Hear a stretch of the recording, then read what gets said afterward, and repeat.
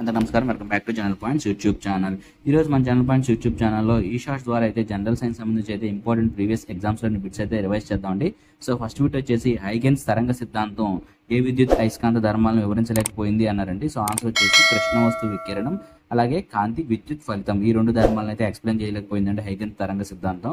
అలాగే next bit వచ్చేసి కృష్ణ వస్తువు విచ్ఛిన్నంగా ఉద్గారించి శక్తి పాకెట్ను ఏమంటారు అంటారండి. సో శక్తి పాకెట్ని క్వాంటమ్ అంటారండి. సో ఆన్సర్ వచ్చేసి క్వాంటమ్. అలాగే నెక్స్ట్ బిట్ వచ్చేసి శక్తి పాకెట్స్ను ప్రోటాన్గా 1905లో గుర్తించిన శాస్త్రవేత్త ఎవరు అన్నారండి. సో ఆన్సర్ వచ్చేసి ఐన్స్టీన్. అలాగే ఐన్స్టీన్ ప్రకారం శక్తి మరియు ద్రవ్యరాశుల మధ్య సంబంధం ఏమిటి అన్నారండి.